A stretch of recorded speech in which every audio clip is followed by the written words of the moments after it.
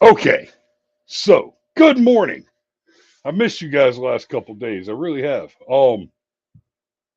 Sorry for the kind of abrupt entry. The no intro video, y'all. Oh, okay. So we're moving. We're packing. Bit of a mess in here. Boxes everywhere. Stacks of. Oh, y'all. I've mentioned more than once on the show that I read a bit. I've got a shitload of books, and they're heavy.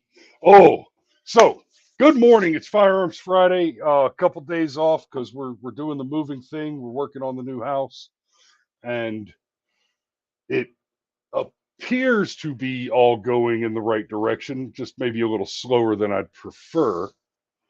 Uh, I need a little bit of feedback from you guys. How's my audio level coming through, and how's it look? Because here's what happened. Quite distinct from the quite distinct from all the other stuff that's going on, and just got me kind of running around packing up the house. Restream updated their system again, and that means that they moved everything. So I spent the last half hour not setting up the show, but rather trying to figure out how to work with the new. I mean, it's got cool looking features, but got to figure them out. And one of the things that those features don't appear to include, unless I just don't understand how it works yet, which is highly possible. There may be something I missed there. Uh, and I don't see how to upload things like how to add things like the video intros and all that. I'm sure there's an option for it, but they've everything's just been moved around. So working on that. Anyway, it's Firearms Friday. We're gonna do a little bit of that, and uh but a little bit of housekeeping.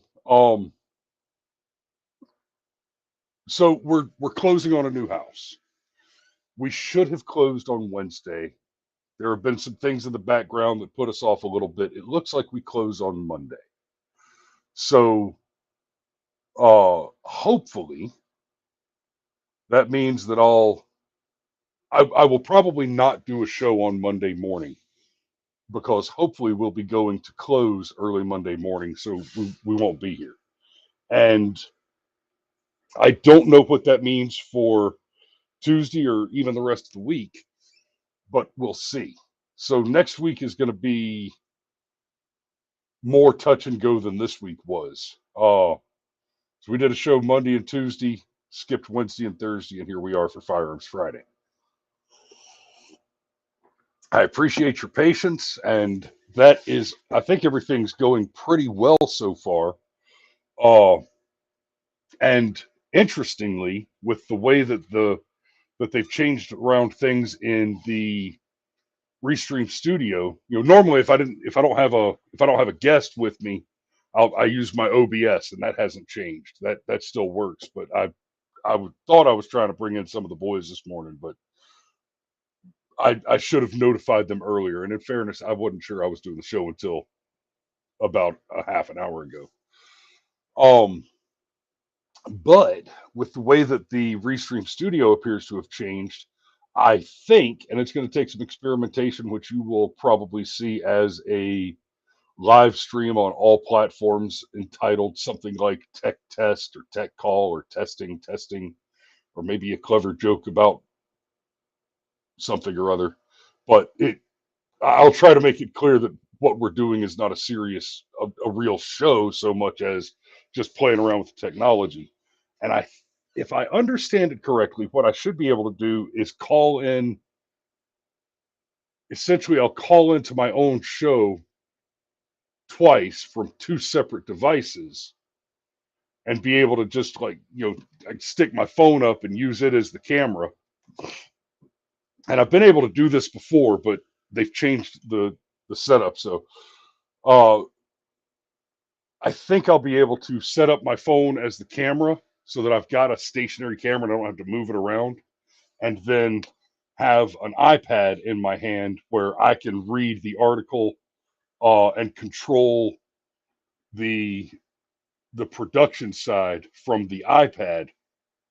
And if all that works right, then I'll be able to do the show from my new deck or from somewhere in the woods in my backyard, assuming my signal and Wi-Fi is strong enough once we get all the fiber optic stuff set up at the new place. Because we're going to be in the country. And I believe the internet is going to be uh, fiber optic. So, all that said, again, thanks for being with us this morning. Let's switch over to, oh, that's not what's supposed to be there.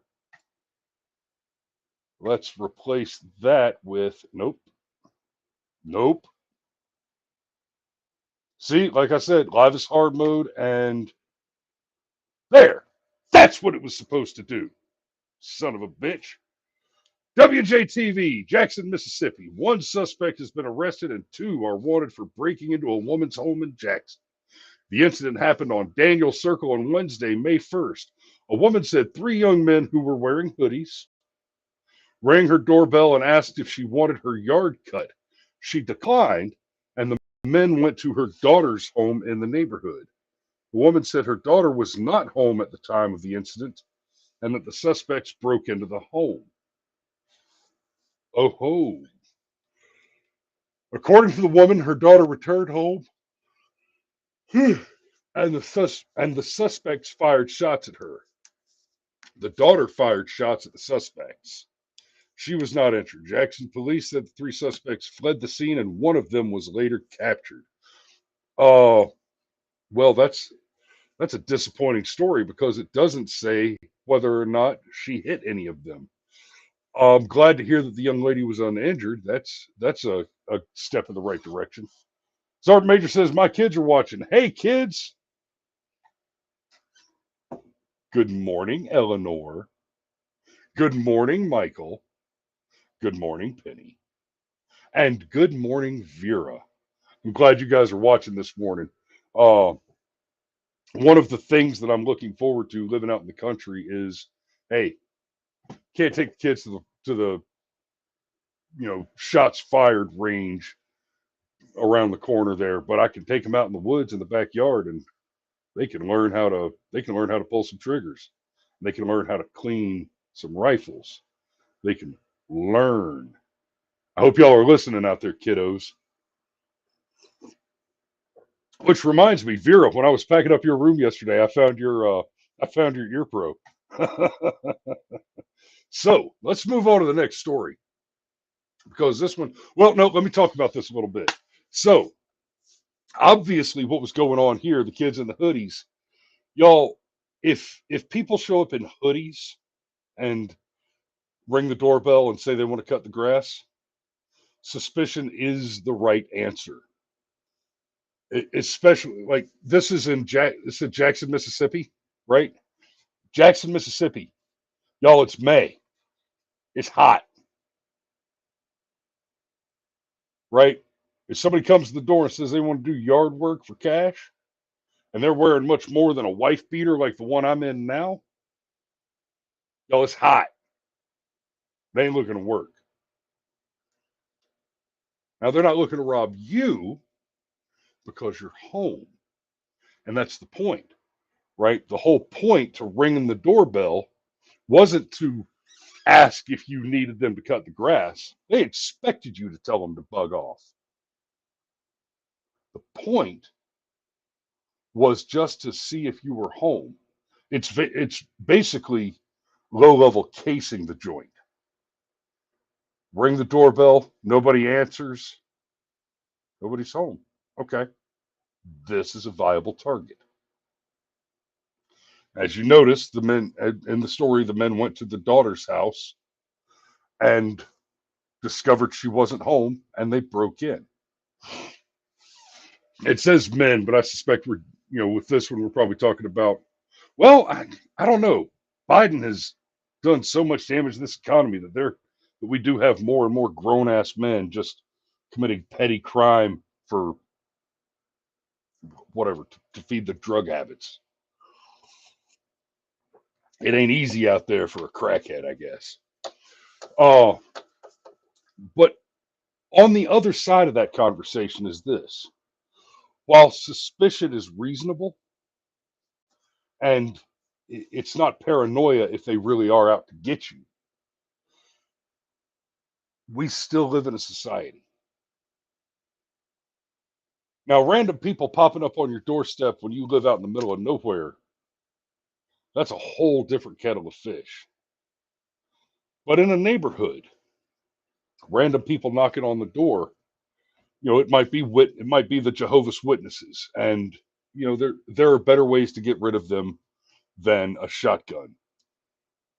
Some even some sharp words, maybe a couple of F-bombs, or hell, invite them in, ask them questions, make them doubt their religion. Who cares? But point is, you've got the witnesses, you've got solicitors who, despite whatever signs, do have the legal right to approach the door and knock during normal business hours and wait for a reasonable period of time. Right? That's what we used to mean when we use the word to call on. Right? You go to the door and you call to the people who will answer the door. In a case like in a situation like that, the person who has, even if you've got the property posted as private, no trespassing, right?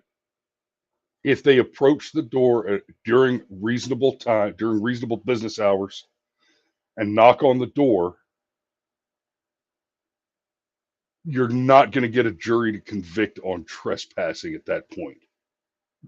Could, maybe, but normally not.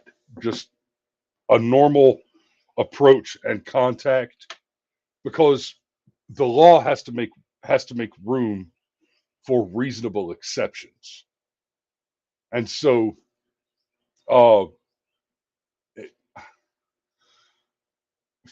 for example, I remember once when I was a kid,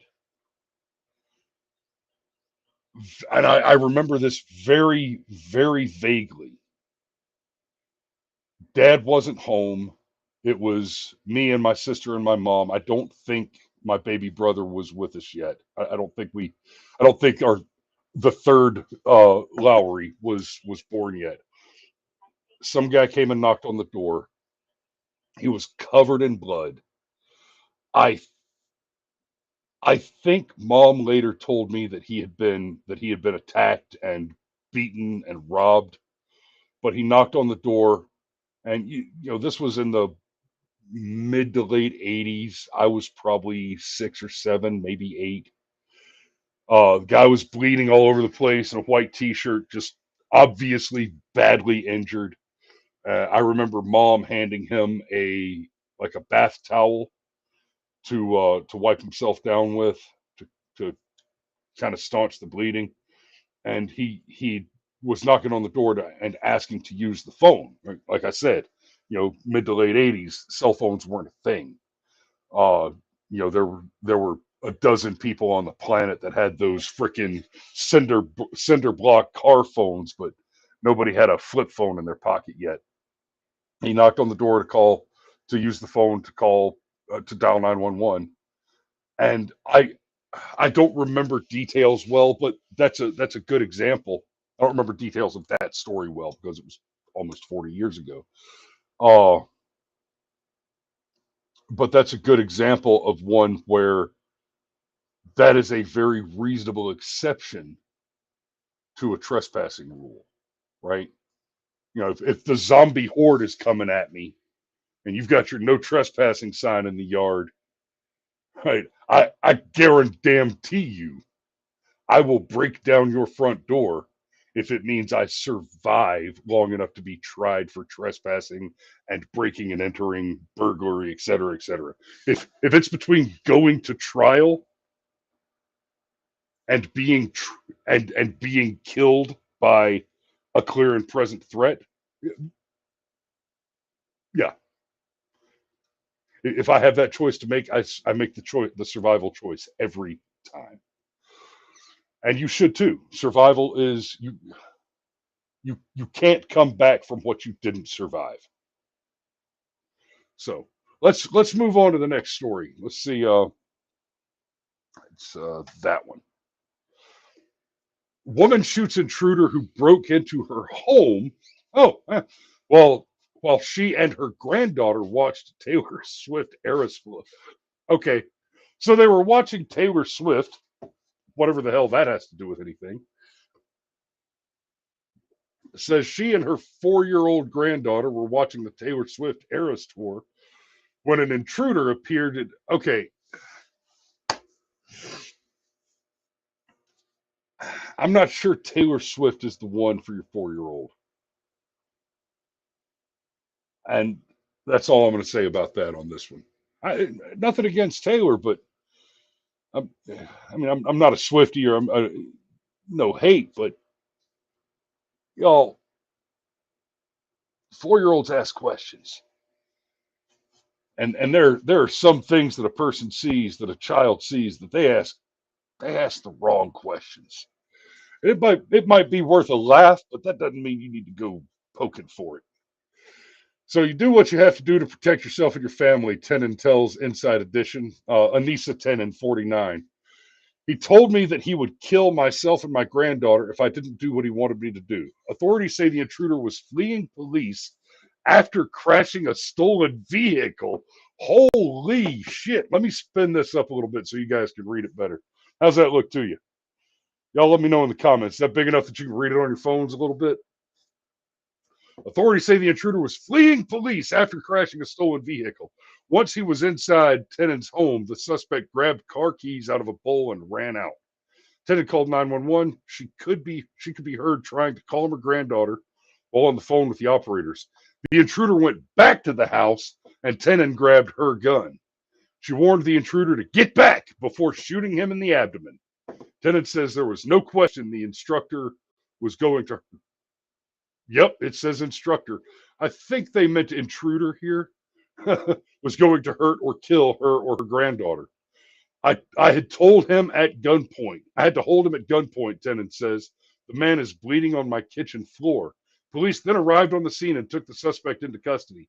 If Anissa had not done what she did, we'd be telling a different story right now. The 4-year-old's mother, Megan Austin, tells Inside Edition. I would have given everything I had, including my life, to do what I had to do to protect my granddaughter, Tennant says. Tennant has not been charged. The suspect survived and will be charged with burglary and auto theft. I guess that's our young grandmother right there. So excellent. That's one of those, okay, so Sergeant Major said my kids are watching. I have 3 daughters. Young ladies, that is what feminism is. That is what a strong, independent woman is. She is prepared to draw, and having identified a credible and present threat to life, liberty, property, to eliminate that threat with the extreme and unfortunate prejudice needed to ensure the survival of the woman and her grandchild.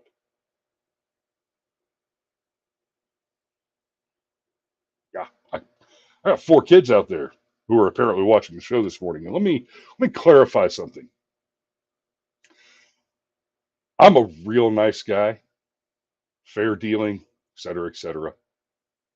Wife, but I got a wife, kids, mommy and daddy. All other lives are forfeit. It really is that simple. And and that's not just me, right? Individually, men out there watching this, understand this. There is a particular sphere over which you have communication and influence. We're talking your friends and family, family first, right? I mean, some of the boys are watching. I see Megan watching. Love you guys. There's 5 people first. There's two more immediately secondary to those. Yep. Sorry, Sergeant Major. Uh, between you and the kids get the first covered position. I expect you to return fire with me. But you should give some thought to this, guys. Identify who those people are, because it is your divine obligation to do what is needed when you have to make the hard choice at cusp, right? And when that hard choice has to be made, if you have not given this any thought before, if you have not meditated on what matters and made those hard choices ahead of time, planned against them, right? Hope for the best, but plan for the worst. If you have not made those hard choices ahead of time, it will be very difficult to make those choices when the time comes. So you prepare ahead of time. You are prepared ahead of time. That's very important. And yeah, uh, once you've identified those key people, all other lives are forfeit when the question is asked. Every other person on the planet dies first if you have any ability to make a choice in the matter. It's that simple. Okay, so I'm going to go ahead and wrap this one up and get back to packing. So much packing. I've actually got most of the house packed. What I'm going to do as soon as I get off of here, so I'm going to drag a damn uh, I'm going to drag a set of hand trucks all the way upstairs and just start just bringing boxes down. It's fun. All right. So thanks for watching this morning, guys. It is Friday. We are going into the weekend. Y'all might be out there having a good old time, getting out on the lakes, getting out on the boats, playing with toys, going to the range, right? Maybe have yourself an adult beverage. I treated myself to an old fashioned with dinner last night. It was lovely. And then make good choices. Don't fry bacon naked. Don't drive drunk. Sex, drugs, rock and roll, farm animals, firearms, and videotape. No two at the same time. Y'all be safe. We love you. And we will see you sometime next week. And I'm going to apologize for this one too, because oh, and there you are, dear. Okay. I'm going to apologize for this one too, though, because it's about to be abrupt. Like I said, I'm still working on the intro outro stuff with the Restream Studio changes. So y'all be safe. We love you. See you soon.